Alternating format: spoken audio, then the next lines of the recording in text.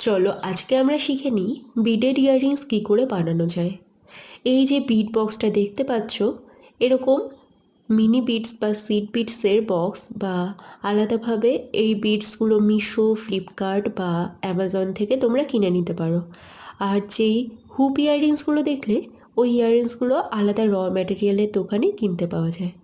এবার এই যে সিড বিডসগুলো রয়েছে, এগুলো দিয়ে কীভাবে তোমরা বিভিন্ন কালারিং সিড বিড জুয়েলারি বানাবে, তারই একটা সংক্ষিপ্ত বিবরণ আমি এই শর্ট ভিডিওতে দেখিয়ে দিচ্ছি।